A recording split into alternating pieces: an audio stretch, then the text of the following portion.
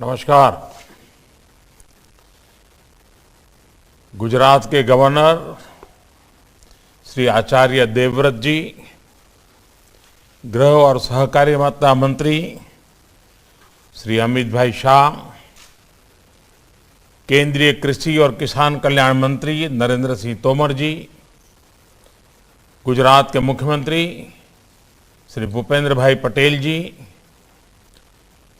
उत्तर प्रदेश के मुख्यमंत्री योगी आदित्यनाथ जी, अन्य सभी महानुभाव, देश के कोने कोने से हजारों की संख्या में जुड़े मेरे किसान भाई और बहनों, देश के कृषि सेक्टर, खेती, किसानी के लिए आज का दिवस बहुत ही महत्वपूर्ण है। मैंने देश भर के किसान साथियों से आग्रह किया था कि नेचुरल फार्मिंग के नेशनल कॉन्क्लेव से जरूर जुड़े। और जैसा अभी कृषि मंत्री तोमर जी ने बताया, करीब करीब 8 करोड़ किसान टेक्नोलॉजी के माध्यम से देश के हर कोने से हमारे साथ जुड़े हुए हैं। मैं सभी किसान भाई बहनों का स्वागत करता हूं, अभिनंदन करता हूं। मैं आचार्य देवव्रत जी का भी हृदय से अभिनंदन करता हूं। मैं बहुत ध्यान से एक विद्यार्थी की तरह आज मैं उनकी बातें सुन रहा था।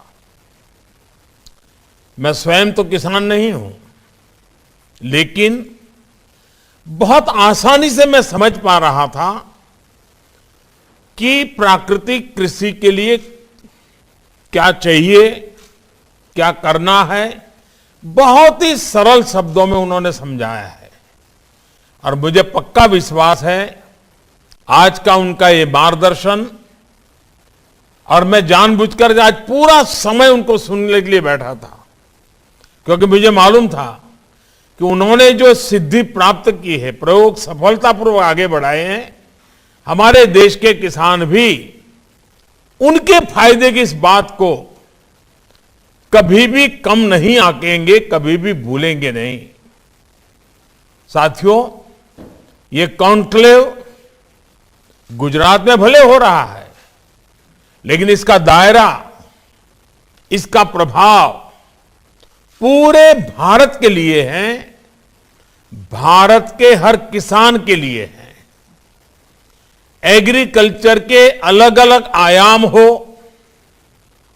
फूड प्रोसेसिंग हो, नेचुरल फार्मिंग हो, ये विषय 21वीं सदी में भारतीय कृषि का कायाकल्प करने में बहुत मदद करेंगे। इस कॉन्क्लेव के दौरान यहां हजारों करोड़ रुपए के समझौते, उसकी भी चर्चा हुई, उसका भी कुछ प्रगति हुई है। इनमें भी इथेनॉल, ऑर्गेनिक फार्मिंग और फूड प्रोसेसिंग को लेकर जो उत्साह दिखा है, नई संभावनाओं को विस्तार देता है। मुझे इस बात का भी संतोष है कि गुजरात में हमने टेक्नोलॉजी और नेचुरल फार्मिंग में तालमेल के जो प्रयोग किए थे, वो पूरे देश को दिशा दिखा रहे हैं। मैं फिर एक बार गुजरात के गवर्नर आचार्य देवव्रत जी का विशेष आभार व्यक्त करना चाहता हूं, जिन्होंने देश के किसानों को नेचुरल फार्मिंग के बारे में इतना सरल शब्दों में स्व अनुभव की बातों के द्वारा बड़े विस्तार से समझाया है। साथियों, आजादी के अमृत महोत्सव में आज समय अतीत के अवलोकन का, उनके अनुभवों से सीख लेकर नए मार्ग बनाने का भी है। आजादी के बाद के दशकों में जिस तरह देश में खेती हुई, जिस दिशा में बढ़ी, वो हम सब ने बहुत बारीकी से देखा है। अब आजादी के 100वें वर्ष तक का जो हमारा सफर है, आने वाले 25 साल का जो सफर है, वो नई आवश्यकताओं, नई चुनौतियों के अनुसार अपनी खेती को ढालने का है। बीते 6-7 साल में बीज से लेकर बाजार तक किसान की आय को बढ़ाने के लिए एक के बाद एक अनेक कदम उठाए गए हैं। मिट्टी की जांच से लेकर सैकड़ों नए बीज तैयार करने तक, पीएम किसान सम्मान निधि से लेकर लागत का 1.5 गुना एमएसपी करने तक, सिंचाई के सशक्त नेटवर्क से लेकर किसान रेल तक अनेक कदम उठाए हैं। और श्रीमान तोमर जी ने इसका कुछ जिक्र भी अपने भाषण में किया है। खेती के साथ साथ पशुपालन, मधुमक्खी पालन, मत्स्य पालन और सौर ऊर्जा, बायोफ्यूल जैसे आय के अनेक वैकल्पिक साधनों से किसानों को निरंतर जोड़ा जा रहा है। गांवों में भंडारण, कोल्ड चेन और फूड प्रोसेसिंग को बल देने के लिए लाखों करोड़ रुपए का प्रावधान किया है। ये तमाम प्रयास किसान को संसाधन दे रहे हैं, किसान को उसकी पसंद का विकल्प दे रहे हैं। लेकिन इन सब के साथ एक महत्वपूर्ण प्रश्न हमारे सामने है। जब मिट्टी ही जवाब दे, जब मिट्टी ही जवाब दे जाएगी, तब क्या होगा? जब मौसम ही साथ नहीं देगा, जब धरती माता के गर्भ में पानी सीमित रह जाएगा, तब क्या होगा? आज दुनिया भर में खेती को इन चुनौतियों से दो चार होना पड़ रहा है।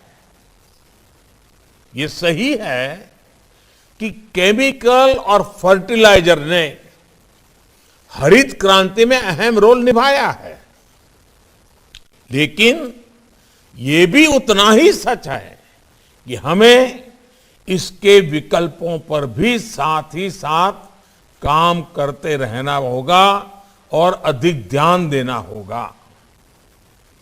खेती में उपयोग होने वाले कीटनाशक और केमिकल फर्टिलाइजर हमें बड़ी मात्रा में इंपोर्ट करना पड़ता है। बाहर से, दुनिया के देशों से अरबों खरबों रुपया खर्च करके लाना पड़ता है। इस वजह से खेती की लागत भी बढ़ती है, किसान का खर्च बढ़ता है और गरीब की रसोई भी महंगी होती है। ये समस्या किसानों और सभी देशवासियों की सेहत से जुड़ी हुई भी है। इसलिए सतर्क रहने की आवश्यकता है, जागरूक रहने की आवश्यकता है। साथियों, गुजरात में एक कहावत है, हर घर में बोली जाती है, पानी आवे तो पहला पाळ बांधो। पानी पहला पाळ बांधो है આપણે ત્યાં બધા જ કહેતા હોય છે। इसका तात्पर्य ये कि इलाज से पहले परहेज बेहतर। इससे पहले की खेती से जुड़ी समस्याएं भी विकराल हो जाए, उससे पहले बड़े कदम उठाने का ये सही समय है। हमें अपनी खेती को केमिस्ट्री की लैब से निकालकर नेचर यानी प्रकृति की प्रयोगशाला से जोड़ना ही होगा। जब मैं प्रकृति की प्रयोगशाला की बात करता हूं तो ये पूरी तरह से विज्ञान आधारित ही है। ये कैसे होता है इसके बारे में अभी आचार्य देवव्रत जी ने विस्तार से बताया भी है। हमने एक छोटी सी फिल्म में भी देखा है और जैसे उन्होंने कहा उनकी किताब प्राप्त कर करके भी YouTube पर आचार्य देवव्रत जी के नाम से ढूंढेंगे तो उनके भाषण भी मिल जाएंगे।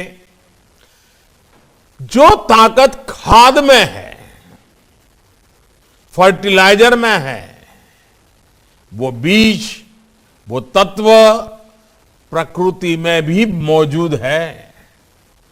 हमें बस उन जीवाणुओं की मात्रा धरती में बढ़ानी है, जो उसकी उपजाऊ शक्ति को बढ़ाना है।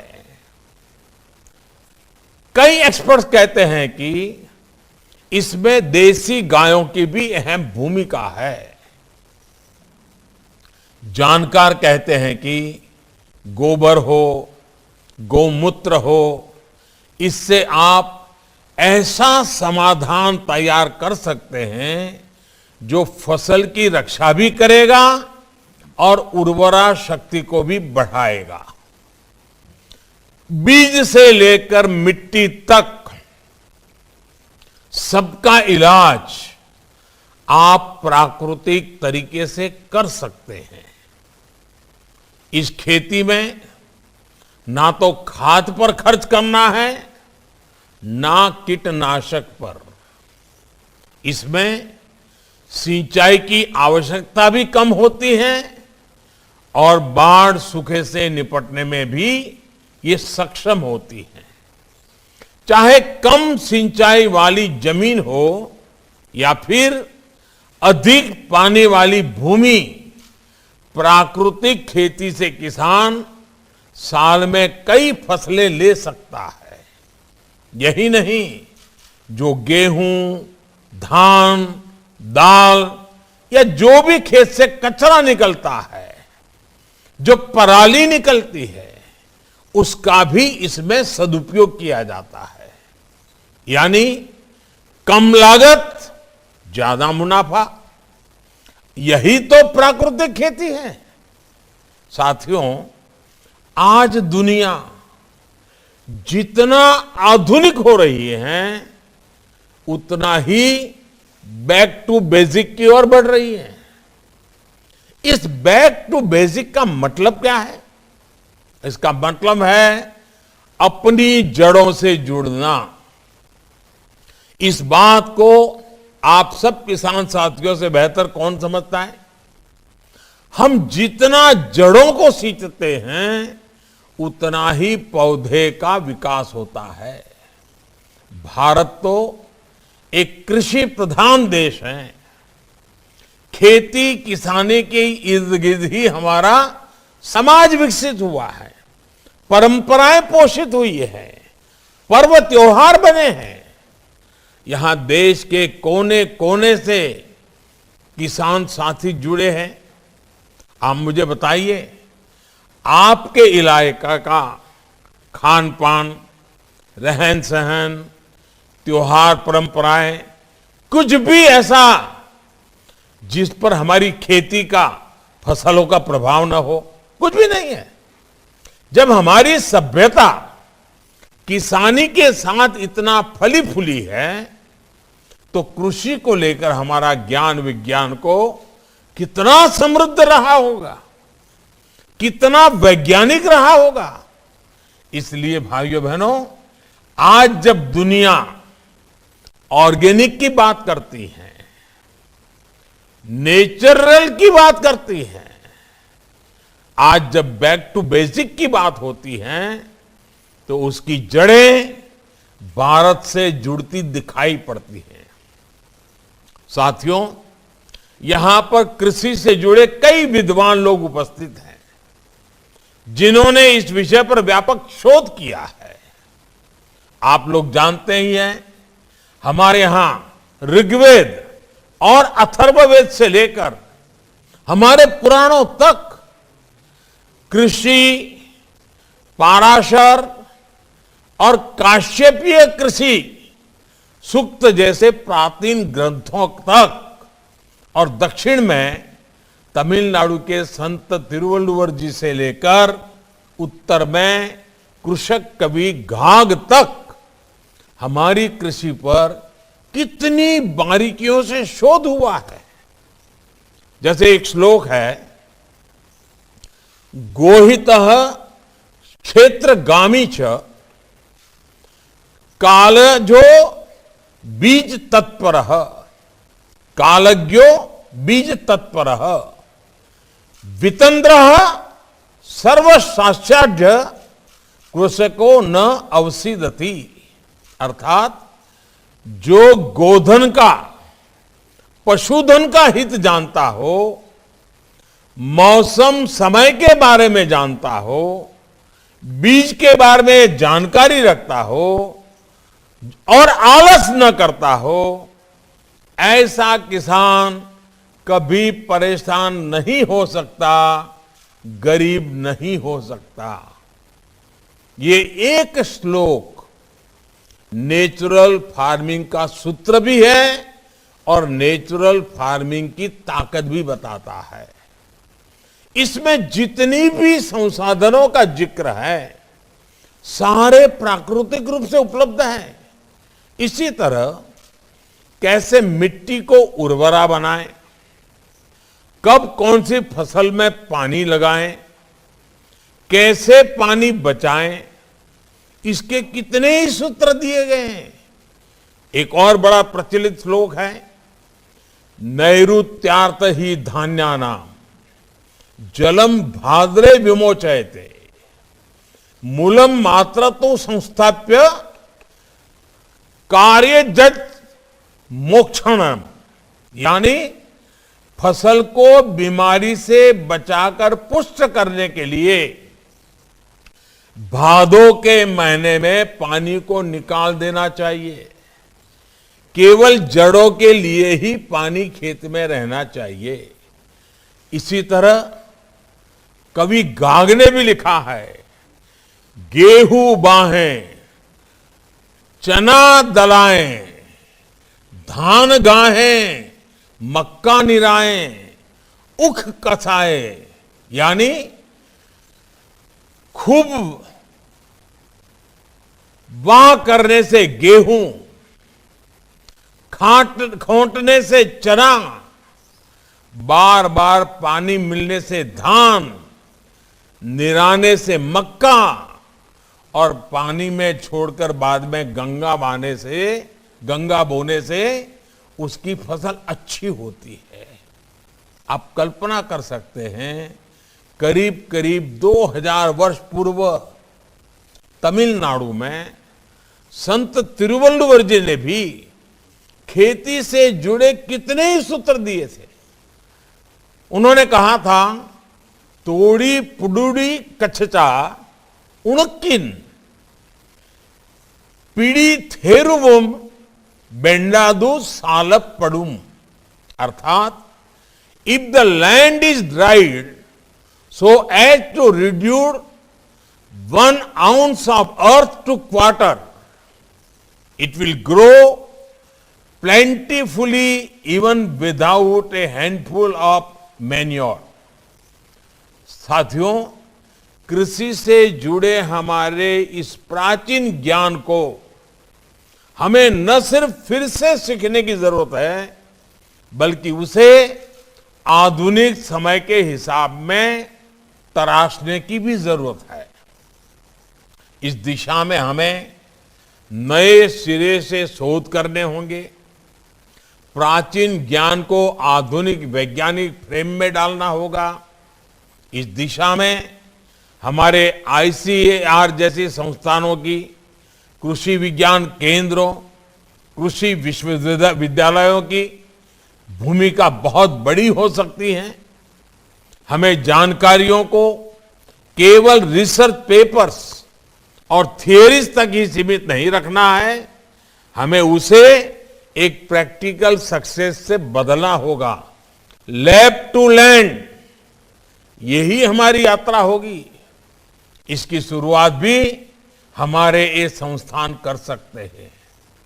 आप ये संकल्प ले सकते हैं कि आप नेचुरल फार्मिंग को, प्राकृतिक खेती को ज्यादा से ज्यादा किसानों तक ले जाएंगे।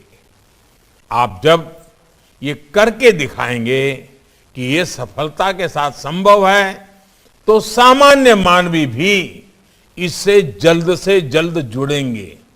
साथियों, नया सीखने के साथ हमें उन गलतियों को भुलाना भी पड़ेगा जो खेती के तौर तरीकों में आ गई है। जानकार ये बताते हैं कि खेत में आग लगाने से धरती अपनी उपजाऊ क्षमता खोती जाती है। हम देखते हैं कि जिस प्रकार मिट्टी को, और ये बात समझने जैसी है, जिस प्रकार मिट्टी को जब तपाया जाता है तो वो ईंट का रूप ले लेती है और वो ईंट इतनी मजबूत बन जाती है कि इमारत बन जाती है। लेकिन फसल के अवशेषों को जलाने की हमारी यहां परंपरा सी पड़ गई है। पता है कि मिट्टी तपती है तो ईंट बन जाती है, फिर भी हम मिट्टी तपाते रहते हैं। इसी तरह एक भ्रम ये भी पैदा हो गया है कि बिना केमिकल के फसल अच्छी होगी ही नहीं, जबकि सच्चाई इसके बिल्कुल उलट है। पहले केमिकल नहीं होते थे, लेकिन फसल अच्छी होती थी। मानवता के विकास का इतिहास इसका साक्षी है। तमाम चुनौतियों के बावजूद कृषि युग में मानवता सबसे तेजी से फली फूली आगे बढ़ी, क्योंकि तब सही तरीके से प्राकृतिक खेती की जाती थी। लगातार लोग सीखते थे। आज औद्योगिक युग में तो हमारे पास टेक्नोलॉजी की ताकत है, कितने साधन हैं, मौसम की भी जानकारी है। अब तो हम किसान मिलकर के एक नया इतिहास बना सकते हैं। दुनिया जो ग्लोबल वार्मिंग को लेकर के परेशान है, उसका रास्ता खोजने में भारत का किसान अपनी परंपरागत ज्ञान के द्वारा उपाय दे सकता है। हम मिलकर के कुछ कर सकते हैं। भाइयों और बहनों, नेचुरल फार्मिंग से जिन्हें सबसे अधिक फायदा होगा वो है हमारे देश के 80% छोटे किसान। वो छोटे किसान जिनके पास 2 हेक्टेयर से भी कम भूमि है। इनमें से अधिकांश किसानों का काफी खर्च केमिकल फर्टिलाइजर पर होता है। अगर वो प्राकृतिक खेती की तरफ मुड़ेंगे तो उनकी स्थिति और बेहतर होगी। भाइयों और बहनों, प्राकृतिक खेती पर गांधी जी की कही ये बात बिल्कुल सटीक बैठती है। जहां शोषण होगा वहां पोषण नहीं होगा।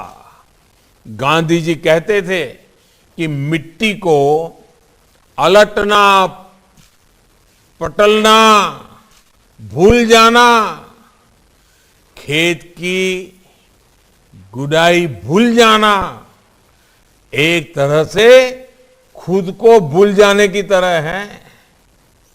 मुझे संतोष है कि बीते कुछ सालों में देश के अनेक राज्यों में इसे सुधार आ रहा है। हाल के वर्षों में हजारों किसान प्राकृतिक खेती को अपना चुके हैं। इनमें से कई तो स्टार्टअप्स हैं, नौजवानों के हैं। केंद्र सरकार द्वारा शुरू की गई परंपरागत कृषि विकास योजना से भी उन्हें लाभ मिला है। इसमें किसानों को प्रशिक्षण भी दिया जा रहा है और इस खेती की तरफ बढ़ने के लिए मदद भी की जा रही है। भाई और बहनों, जिन राज्यों के लाखों किसान प्राकृतिक खेती से जुड़ चुके हैं, उनके अनुभव उत्साहवर्धक है। गुजरात में प्राकृतिक खेती को लेकर हमने बहुत पहले प्रयास शुरू कर दिए थे। आज गुजरात के अनेक हिस्सों में इसके सकारात्मक असर दिखने को मिल रहे हैं। इसी प्रकार हिमाचल प्रदेश में भी तेजी से इस खेती के प्रति आकर्षण बढ़ रहा है। मैं आज देश के हर राज्य सरकार से यह आग्रह करूंगा कि वो प्राकृतिक खेती को जन आंदोलन बनाने के लिए आगे आए। इस अमृत महोत्सव में हर पंचायत का कम से कम एक गांव जरूर प्राकृतिक खेती से जुड़े। ये प्रयास हम सब कर सकते हैं। और मैं किसान भाइयों को भी कहना चाहता हूं, मैं ये नहीं कहता कि आपके अगर 2 एकड़ भूमि है या 5 एकड़ भूमि है तो पूरी जमीन पर ही प्रयोग करो। आप थोड़ा खुद अनुभव करो। चलिए भी उसमें से एक छोटा हिस्सा ले लो, आधा खेत ले लो, 1/4 खेत ले लो, एक हिस्सा तय करो, उसमें ये प्रयोग करो। अगर फायदा दिखता है तो थोड़ा विस्तार बढ़ाओ। 1-2 साल में आप धीरे धीरे पूरे खेत में इस तरफ चले जाओगे, दायरा बढ़ाते जाओगे। मेरा सभी निवेश साथियों से भी आग्रह है कि ये समय ऑर्गेनिक और प्राकृतिक खेती में, इनके उत्पादों की प्रोसेसिंग में जम करके निवेश का समय है।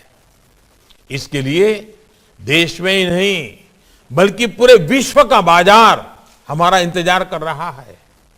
हमें आने वाली संभावनाओं के लिए आज ही काम करना है।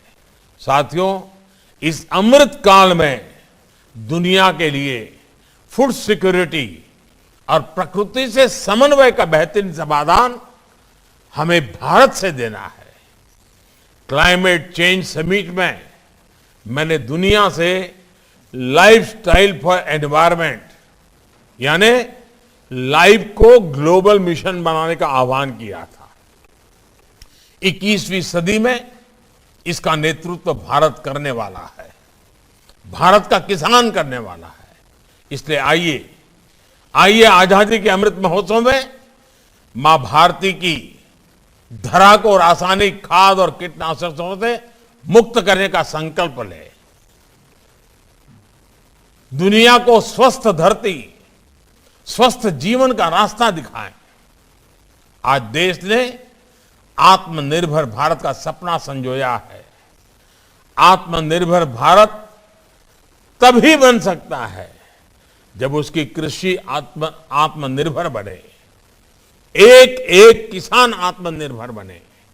और ऐसा तभी हो सकता है जब अप्राकृतिक खाद और दवाइयों के बदले हम मां भारती की मिट्टी का संवर्धन गोवर्धन से करें, प्राकृतिक तत्वों से करें।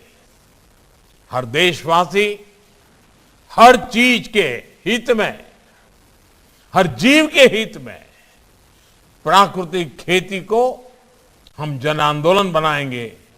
इसी विश्वास के साथ मैं गुजरात सरकार का, गुजरात के मुख्यमंत्री जी का, उनकी पूरी टीम का इस इनिशिएटिव के लिए, पूरे गुजरात में इसको एक आंदोलन का रूप देने के लिए और आज पूरे देश के किसानों को जोड़ने के लिए मैं संबंधित सभी का हृदय से बहुत बहुत अभिनंदन करता हूं।